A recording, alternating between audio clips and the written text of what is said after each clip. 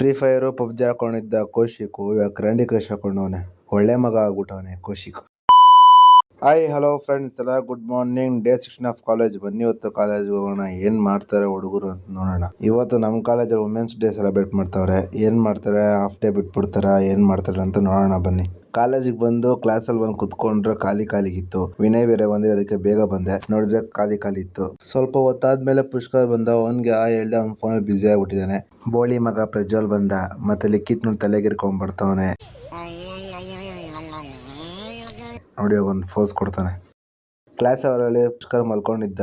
ಅವನಿಗೆ ರೋದನೆ ಕೊಟ್ಬಿಟ್ಟು ಎದ್ದೇಳಿಸ್ಬಿಟ್ಟು ಇವಾಗ ಈ ನನ್ನ ಮಕ್ಕಳು ಒಂದೊಂದಲ್ಲ ಫ್ರೀ ಫೈರು ಪಬ್ಜಿ ಹಾಕೊಂಡಿದ್ದ ಕೌಶಿಕು ಇವಾಗ ಕ್ಯಾಂಡಿ ಕ್ರಶ್ ಹಾಕೊಂಡವನೆ. ಒಳ್ಳೆ ಮಗ ಆಗ್ಬಿಟ್ಟವನೆ ಕೌಶಿಕ್. ನಮ್ ಜೊತೆ ಮಾತಾಡೋ ಟೈಮ್ ಇರಲ್ಲ. ಹುಡುಗಿ ಜೊತೆ ಮಾತ್ರ ಗಂಟೆಗಳು ಮಾತಾಡೋದು. ದೇವ್ರು ನಿಂಗೆ ಒಳ್ಳೇದು ಮಾಡ್ತದ.